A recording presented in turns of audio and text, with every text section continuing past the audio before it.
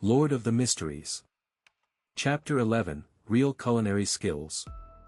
The norm is for everyone to die together. Very glad that I'm still alive.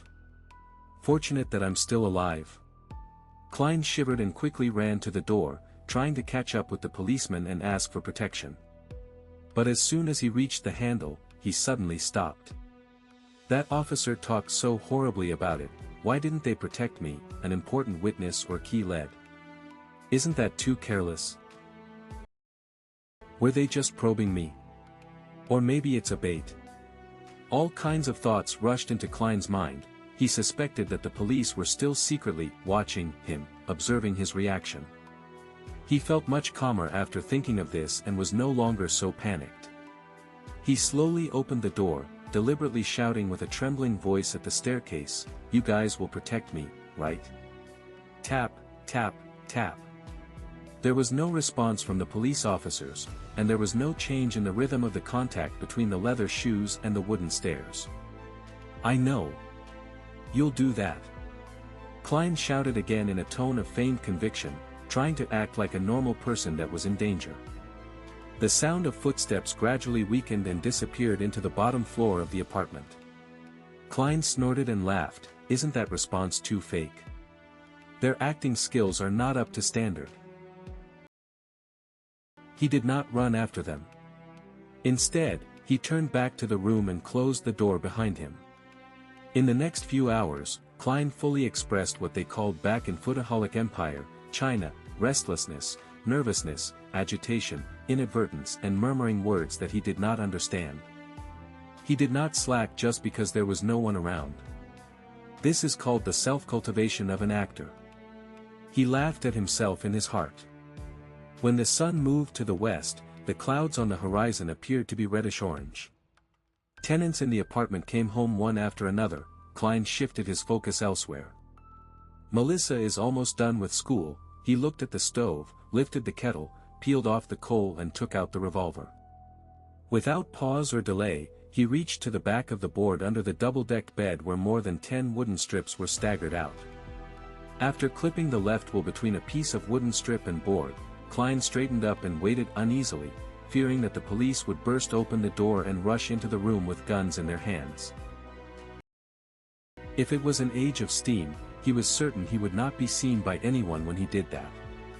However, there were extraordinary powers here, ones that he had proven through his own experiences. After waiting for a few minutes, there was no movement at the door.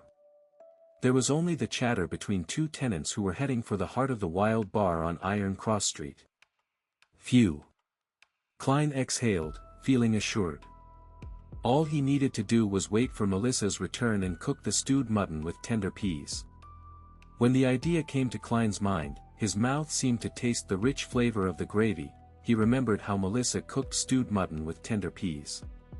First, she boiled the water and stir-fried the meat. Then, she added onions, salt, a little pepper, and water. After a specific period of time, the peas and potatoes were added, and the stew was to be cooked for an additional 40 or 50 minutes with the lid on. It's indeed a simple and crude way to do it. Supported purely by the flavors of the meat itself. Klein shook his head. But there was no other way about it. It was hard for commoners to have many kinds of condiments and various cooking methods. They could only pursue simple, practical, and economical methods.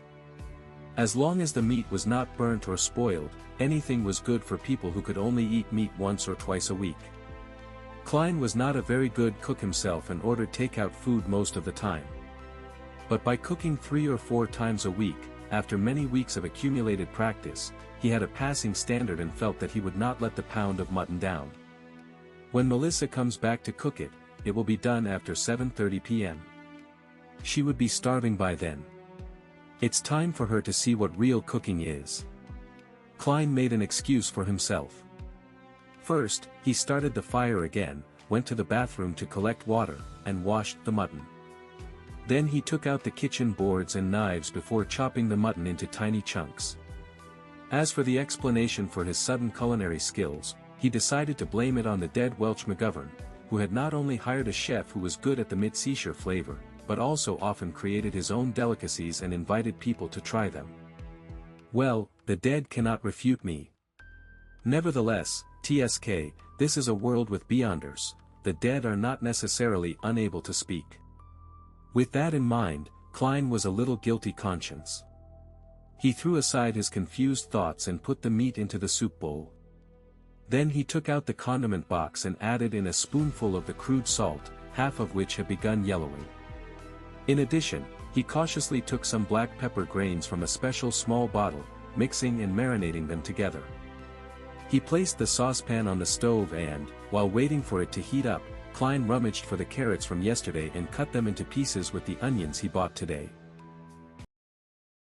When he was done with his preparations, he took out a small can from the cupboard and opened it. There was not much lard left in it. Klein took a spoonful, put it in the pan, and melted it. He added in the carrots and onions and stirred it for a while. As the fragrance began to pervade, Klein poured all the mutton into the pot and fried it with care for a while. He should have added cooking wine in the process, or red wine at least. However, the Moretti family did not have these luxuries and could only drink a glass of beer a week. Klein had to make do with whatever was available and poured in some boiled water. After stewing for about 20 minutes, he opened the lid, put the tender peas and cut potatoes in it, and added a cup of hot water and 2 spoons of salt. He closed the lid, lowered the fire, and exhaled satisfactorily, waiting for his sister to reach home. As seconds turned into minutes, the fragrance in the room intensified. There was the allure from the meat, the rich smell of potatoes, and the refreshing scent of onions. The smell gradually mixed up, and Klein swallowed his saliva from time to time, keeping track of the time with his pocket watch. After more than 40 minutes, some not-so-brisk but rhythmic footsteps approached. A key was inserted, the handle was turned, and the door opened. Before Melissa came in, she whispered doubtfully, "Smells good." With her bag still in her hand, she stepped in and glanced over at the stove. "You made this?" Melissa took off her veil hat and her hand paused mid-air, looking at Klein in astonishment. She twitched her nose and inhaled more of the fragrance. Her eyes quickly softened, and she seemed to find some confidence. "You made this?" she asked again. "Are you afraid I'd waste the mutton?" Klein smiled and returned with a question. Without waiting for an answer, he said to himself, "Don't worry, I specifically asked Welch to teach me how to cook this dish. You know, he has a good cook." "First time." Melissa's eyebrows creased subconsciously, but they were smoothed by the fragrance. "It looks like I'm talented." Klein laughed. "It's almost done. Put your books and veil hat down somewhere. Go to the bathroom and wash your hands, and then get ready to taste it. I'm very confident about it." When she heard her brother's orderly arrangements and saw his gentle and calm smile, Melissa stood rooted at the door and failed to respond in her daze. "Do you prefer the mutton to be cooked longer?" Klein urged with a laugh. "Ah, okay. Melissa jolted back to her senses. With handbag and veil in each hand, she rushed into the room quickly. When the lid of the saucepan was uncovered, a sudden blast of steam appeared before Klein's eyes. 2 pieces of rye bread were already placed to the side of the mutton and tender peas, allowing them to absorb the fragrance and heat to become soft. By the time Melissa had packed her items, washed her hands and face, and returned, a plate of stewed mutton with tender peas, potatoes, carrots and onions was already placed on the table. 2 pieces of rye bread, colored by a light dip into the gravy, were on their plates. "Come on, try it." Klein pointed to the wooden fork and spoon next to the plate. Melissa was still a little confused. She didn't refuse, she picked up a potato with her fork, put it into her mouth and bit it lightly. The taste of the starchy potato and gravy fragrance flooded her mouth. Her saliva secretion went crazy as she gobbled down the potato in a few mouthfuls. "Try the mutton." Klein gestured at the plate with his chin. He had tasted it just now and thought it was barely at a passing standard, but it was enough for a girl who was inexperienced with what the world had to offer. After all, she only ate meat occasionally.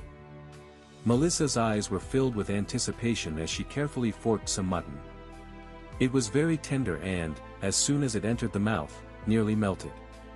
The fragrance of the meat exploded in her mouth, filling it with delicious meat juices. It was an unprecedented feeling, and that made Melissa unable to stop eating. By the time she realized it, she had already eaten several pieces of the mutton. Klein, this was supposed to be prepared for you, Melissa blushed and stammered. I'd nibbled some of the food just now. It's the privilege of being a cook. Klein smiled and soothed her sister. He picked up his fork and spoon. At times, he would eat a piece of meat, and sometimes, he would stuff his mouth full of peas. At other times, he would put down the utensils, break off a piece of rye bread and dip it in gravy. Melissa relaxed and was immersed in the delicacy again by Klein's normal behavior. It's really delicious. It doesn't seem like you were doing it for the first time. Melissa looked at the empty dish and praised him with all her heart. Even the gravy was finished. It's a long way from Welch's chef. When I'm rich, I'll take you and Benson out to the restaurant and have a better meal, Klein said. He was beginning to look forward to it himself. Your interview. Burp. Melissa did not finish her words because she suddenly let out a sound of contentment involuntarily. She put her hand over her mouth in a hurry and looked embarrassed. The fault is with the stewed mutton with tender peas just now. It was just too delicious. Klein laughed secretly and decided not to make fun of his sister. He pointed to the plate and said, "This is your mission." All right. Melissa stood up immediately, took the basin and rushed out the door. When she came back, she opened the cupboard to check the condiment box and other items as per normal. Did you just use them? Melissa was surprised, and turned to Klein, holding the black pepper bottle and lard can. Klein shrugged his shoulders and laughed. Just a little. It's the price of a delicacy. Melissa's eyes twinkled, her expression changing for a few moments, before she finally said, "Let me cook in the future." You have to hurry up and prepare for the interview. You have to think about your job.